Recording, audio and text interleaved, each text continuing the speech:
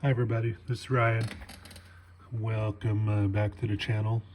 Today what I'm going to do is I'm getting ready to ship back some of the polished rocks that I did for Melissa, better known as Ma, on YouTube. And she had sent me some rocks to polish before she got her flat lap. With the deal that I would polish half of, or polish them and send back half of each to her. I also got a slab of basalt that she wanted to have cut into.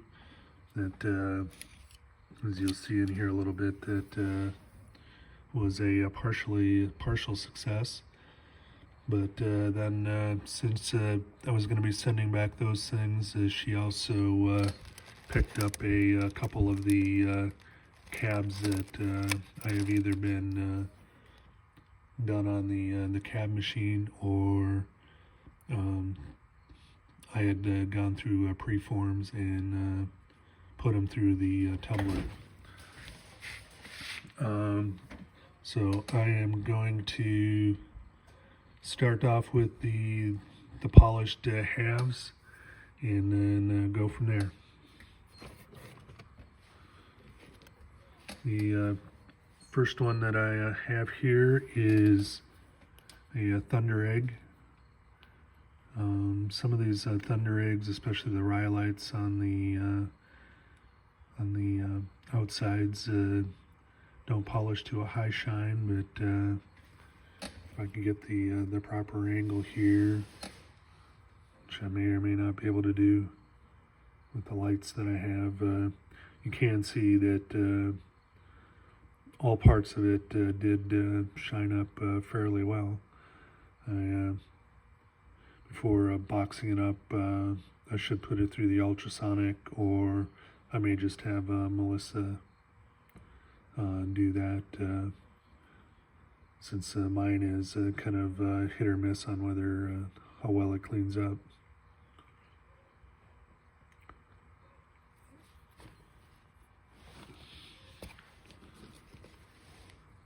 Got another thunder egg that I polished, and I'll try to keep these the polished one in the right hand, and I'll go back and finish these. But you can kind of see on this one a little better. Should have cleaned these off a little bit before I started, but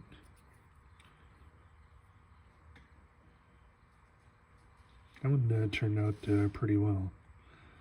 Pleased with that one, versus this is how we started.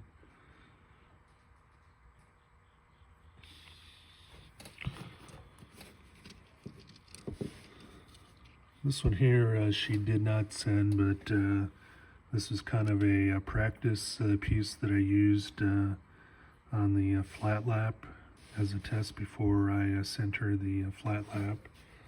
I had some issues at the very end where I let the stone get a little too dry, and so this one ended up scratching there at the end, but I told her I'd send this one to her as is, and she can finish it up. Then also I was also sending it to her like that as an example of what happens if the disc gets dry. But it's taken a little while to get these to her, and so she's going to run across that a little bit in the rocks that she's polishing. Then I was going to send her the other half for her to do, but she can end up doing both halves. And this is a Malawi that I got from Kyle at World of Rockhounds.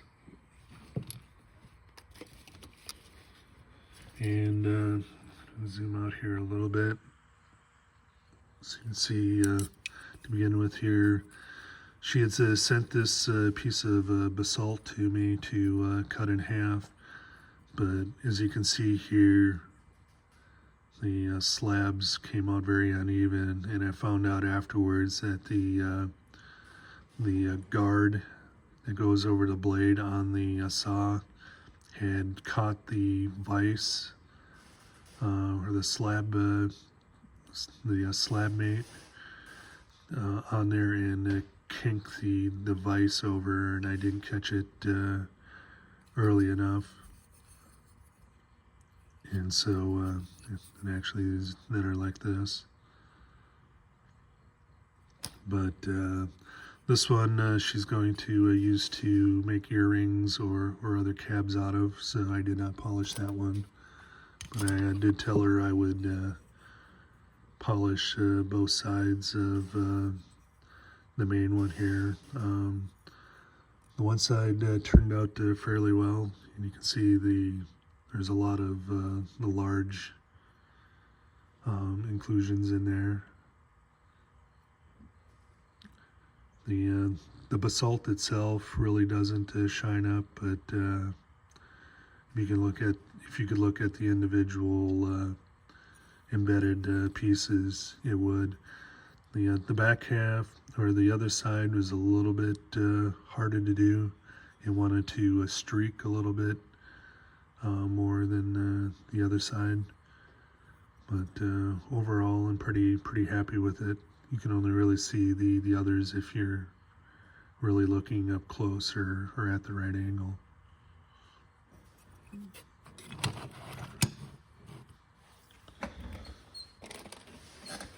And ones I didn't get to, but I will in the future. There's also a couple other agates here, and another set of thunder eggs that I'll get finished up when I get back from hopefully my trip back to see family later this week. And I'll work on these when I get home and send those at another time, along with this one. This one she may have just told me to keep for doing the polishing for her. I'll have to ask her again. But since I was going to be sending her the box back anyway, there's going to be just a combination of extras and some cabs that she bought from me. So I'll just go through those real quick.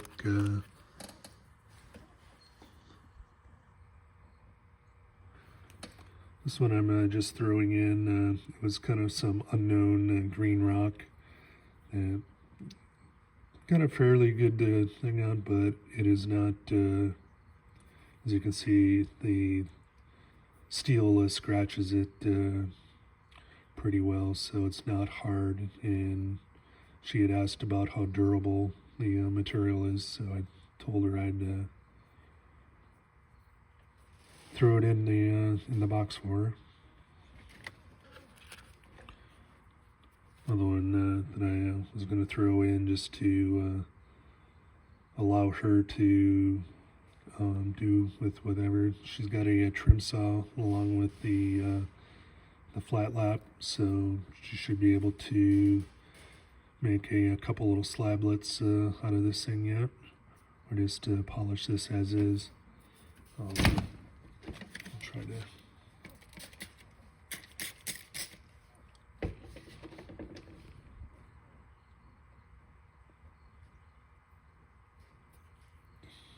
That should turn out fairly nice.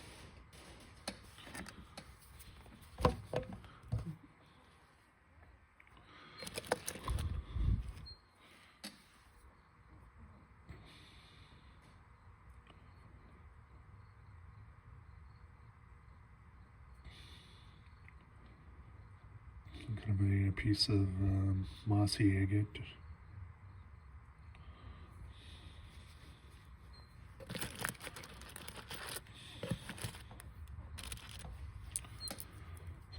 And then some that I was throwing in, making some, made some pine cones. They're not quite completely circular, but hopefully circular enough. There's one odd one in here too. And I also threw in the cap, or the end, that I had polished.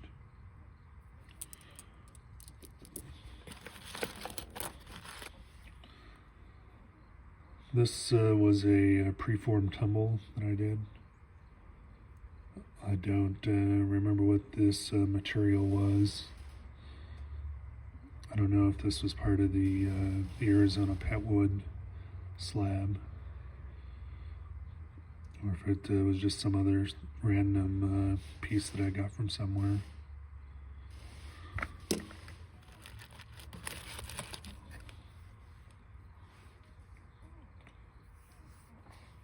Another, I believe this and the other one that was similar were Malawi halves that I got from Kyle that I was just going to throw in. So she had something to practice on with the flat lap.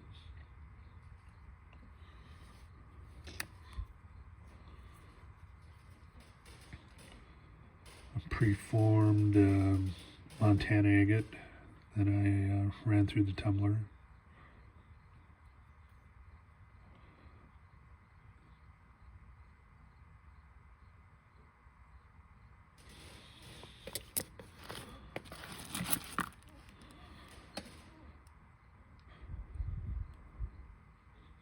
Preformed crazy lace. Some of these you may have seen on previous videos, so I'm going to kind of go through those just real quick.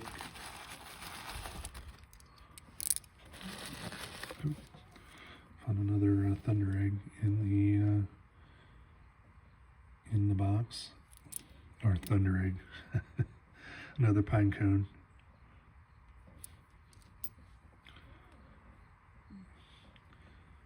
Montana agate with the dendrites.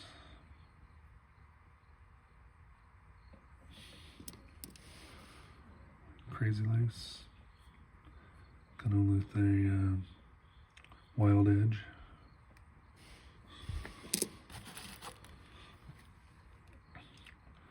This was from a piece that I had gotten, I think, with the cabbing machine. It's kind of a real nice agate cab that I had done.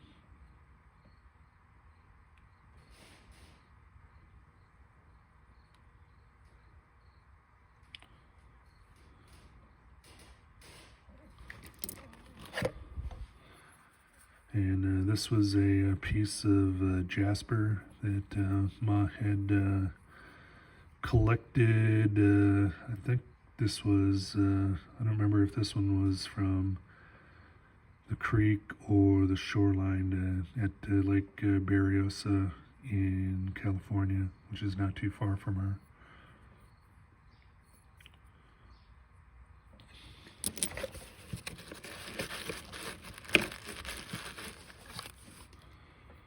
And the last one, I know this one, I think I misspoke earlier. This one I know is the Arizona Petwood. Turned out pretty well, just being tumbled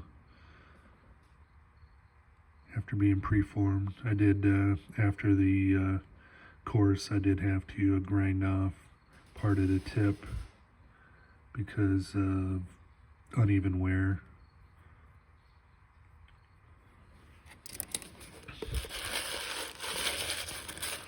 But, oh, and these, forgot about these. These are kind of a mystery green. This is probably also a little bit softer material, but this was material that I had gotten with the equipment that I brought home from Ohio. The flat lap, the vibrating flat lap.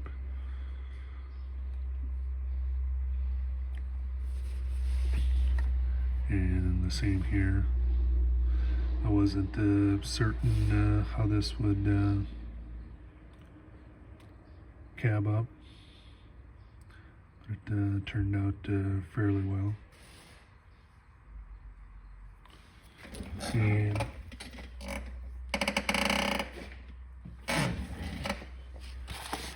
grab these, and they may not be completely dry, but hopefully dry enough that you can tell. I'm going to save the better one for last. In Ohio, I've gotten a vibrating flat lap, a 10-inch. I think it's a Raytech that is no longer being manufactured, but this rock was just kind of a random one that I originally, I think, found at my place when I first got the saws, and I just needed some rocks to throw in the flat lap as a test before doing too many other rocks. I didn't expect it to do too much of a shine, but it did turn out fairly well. You can kind of make out the shop ceiling lights in there.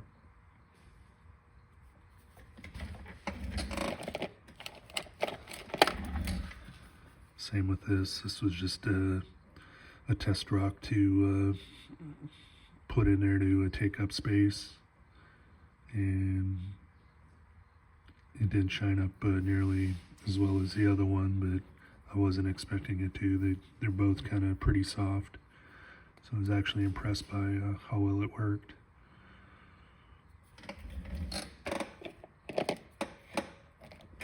I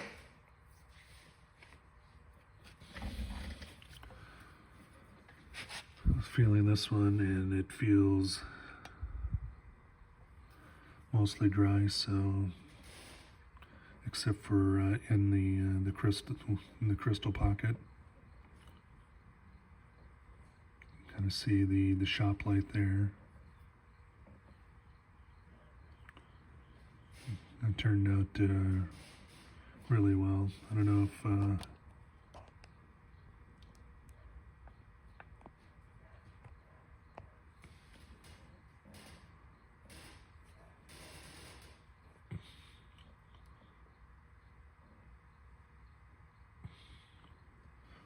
put the focus lock on, so it would. I was trying to get the lights in there, but because I can see the individual lights when I look at it in the or in the individual LEDs when I look at it, but I can't get that to show up in the video.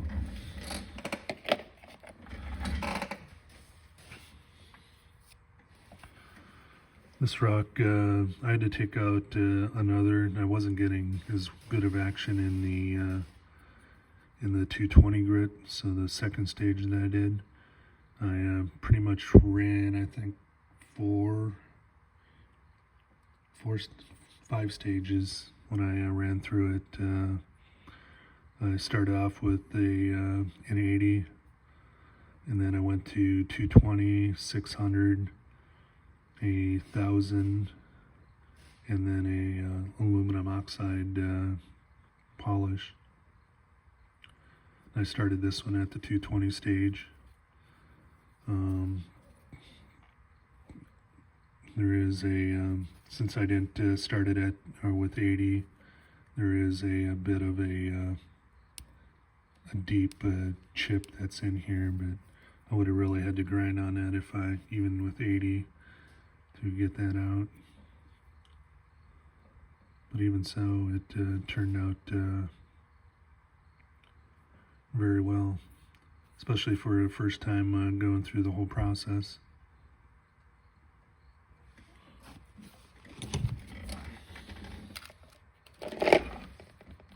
And finally, and this one actually fell over in the thing, and so got a little wet, so just 1 second.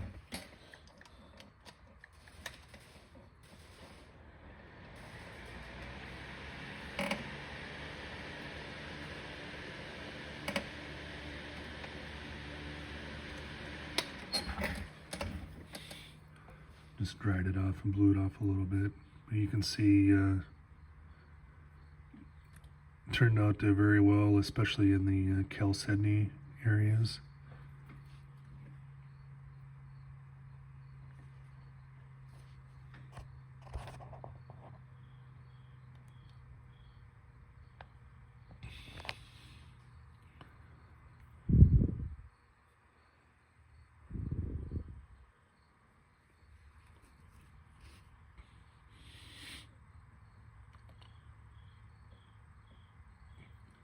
gonna have to work on Kyle's trick for with the focus lock, but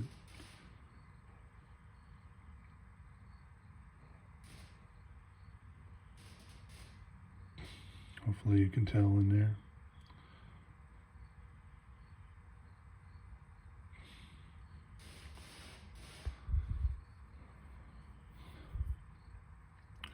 So yeah, so I'm very hopeful that I'll be able to do some of the bigger thunder eggs and slabs using the flat lap, or the vibrating flat lap. And the process doesn't take very long. I think from beginning to end, this may be taking a week to 9 days at most. And that's with not running it at night.